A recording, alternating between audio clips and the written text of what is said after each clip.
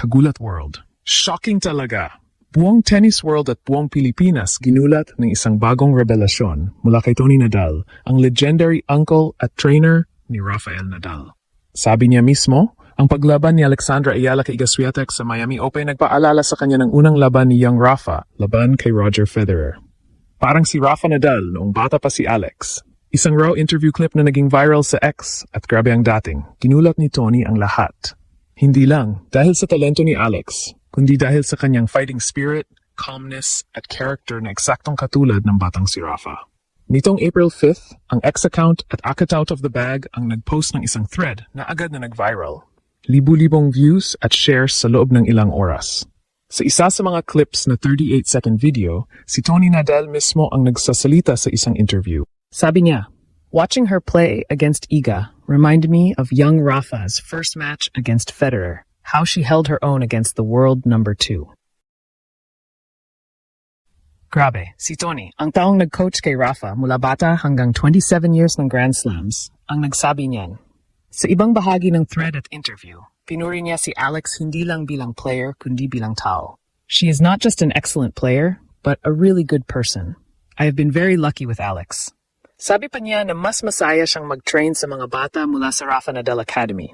At si Alex ang pinakamatagal na nandiyan, halos 6 years na. Walang complaint ever mula sa kanya o sa pamilya niya. Ito ang unang beses na direktang inihambing ni Tony si Alex sa batang si Rafa. Hindi basta promising, parang exact replica ng fighting spirit ni young Rafa nung unang harapin ang GOAT na si Federer. Ang calmness, ang grit, ang hindi sumuko kahit laban sa number 2 sa mundo. Eksaktong katulad, shocking talaga. Parang tumigil sandali ang buong tennis world matapos kumalat ang isang viral interview clip mula sa taong pinakamalapit sa tennis legend na si Tony Nadal. Siya mismo, ang legendary coach na naghubog sa karera ng kanyang pamangkin na si Rafael Nadal. Ang nagbitaw ng isang pahayag na ngayon ay pinag-uusapan sa buong mundo. At ang dahilan? Ang ating sariling Pinay tennis star na si Alex. Sa isang viral interview clip na kumalat sa social media, ibinahagi ni Tony Nadal ang isang nakakagulat na obserbasyon matapos mapanood ang laban ni Alex laban sa world-class champion na si Iga Swiatek sa Miami Open. Ayon sa kanya, ang ipinakitang composure at tapang ni Alex sa laban na iyon ay nagbalik sa kanyang alaala noong unang beses na nakita niyang lumaban ang batang si Rafa laban sa tennis icon na si Roger Federer. Isipin niyo iyon, mga kababayan. Hindi lang basta comparison. Hindi simpleng papuri.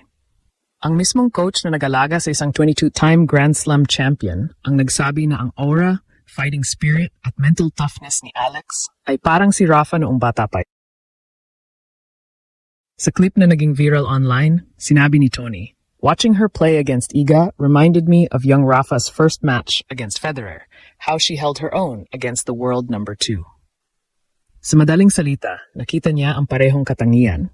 Ang kalmadong pagharap sa pressure, ang lakas ng loob na hindi natitinag kahit kalaban ng isa sa pinakamalalakas sa mundo. At hindi lang doon nagtapos ang kanyang papuri. Ayon pa sa kanya, si Alex ay hindi lamang isang mahusay na atleta, kundi isa ring napakagandang tao sa loob at labas ng court. Sa loob ng maraming taon sa Rafa Nadal Academy, naging isa si Alex sa mga pinakamatagal na trainees doon. Halos 6 na taon na siyang bahagi ng program, isang patunay ng kanyang dedikasyon at karakter. At ayon kay Tony, sa buong panahong iyon ay wala siyang narinig ni isang reklamo mula kay Alex o sa kanyang pamilya. Para sa isang coach na nakatrabaho ang ilan sa pinakamalaking pangalan sa tennis, napakalaking bagay ng ganitong klase ng professionalism. Kaya naman para sa maraming fans at analysts, ang pahayag na ito ay hindi simpleng hype. Ito ay isang seryosong endorsement mula sa tennis royalty. Sa edad na 20, si Alex ay patuloy na gumagawa ng sariling landas sa professional circuit. Left-handed din siya tulad ni Rafa, kilala sa kanyang fighting spirit at may parehong mentality na never give up hanggang sa huling punto. At ngayong nagsisimula ang kanyang clay court campaign sa Europe, lalo pang nagiging makahulugan ang comparison na ito. Dahil kung may isang surface na nagpatanyag kay Rafael Nadal, iyon ay ang clay. Ngayon, dala ni Alex ang parehong training system, parehong mentality at ngayon, pati ang basbas ng coach ni Rafa. Kaya hindi nakapagtataka kung bakit biglang nag-ingay ang social media. Tennis fans sa iba't ibang bansa nagtataka, is this the next big star from Asia? Samantalang ang mga Pilipino naman ay halos hindi makapaniwala sa narinig. Dahil sa wakas, may Pinay na hindi lang basta kinikilala sa international stage.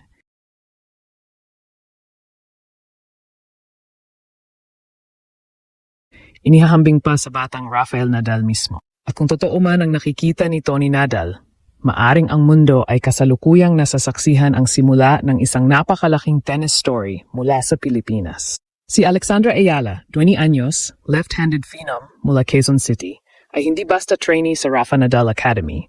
Siya ang longest-serving student doon. Nagsimula siya roon noong 13 anyos pa lang at hanggang ngayon, dala-dala niya ang DNA ng Nadal Tennis. Si Tony Nadal ang director ng academy. Si Rafa mismo ang nag-coach at nag-practice minsan kay Alex. Sa Miami Open 2025, si Tony pa ang nandoon sa player's box niya nang tinalo niya si Iga Swiatek. At ngayon, bago ang clay swing, si Tony ulit ang personal na nag-oversee ng kanyang clay training sa Mallorca. Sa interview, sinabi ni Tony na may affinity siya kay Alex dahil mabait, matalino, at madaling i-coach. She's shown great potential. Beat number 2 and number 5 in the same tournament. Once she gets her game right, she could be among the best in the world. Para kay Alex, si Rafa ang idol mula bata. Left-handed din sila, parehong fighter on court. Sa isang dating kwento, sinabi niya, I looked up to him as a kid and saw a lot of similarities. I tried to channel that fighting spirit. Shocking dahil si Tony Nadal ay hindi basta sinuman. Siya ang nagtayo ng tennis legacy ni Rafa. Kapag siya ang nagsabi na parang young Rafa, ibig sabihin world-class na ang level ni Alex. Hindi hype lang mula sa Pinoy fans. Ito ay mula sa pinakamalapit na tao kay Rafa. Ngayon, game day na sa Upper Austria Ladies Linz WTA 500 at around 5 p.m. Philippine time. Si Alex versus hometown hero Julia Grabber sa round of 32. Sa indoor clay, ang unang clay match niya this season. Ang practice video niya na viral kahapon, mas intense pa dahil sa clay training ni Tony. Ang comparison na to ay nagbibigay ng extra pressure. Pero positive pressure. Si Alex number 45 sa WTA, favorite laban kay Grabber number 87. Kung manalo, next possible si Jelena Ostapenko. Pero sa mata ni Tony, ito ang simula ng clay domination niya. Linz to Stuttgart to Madrid to French Open prep. Social media exploding. Tony Nadal said Ayala equal young Rafa. Austrian media at tennis fans kinikilabutan na. Ang Pinay na nasa official poster bilang main attraction. Tapos may blessing pa mula kay Tony. Para sa Pilipinas, ito ay higit pa sa tennis. Simbolo na kahit maliit na bansa, may player na kinikilala ng tennis royalty. Si Tony mismo ang nagsabi pagkatapos ng Miami, she stood up to Swiatek and didn't back down.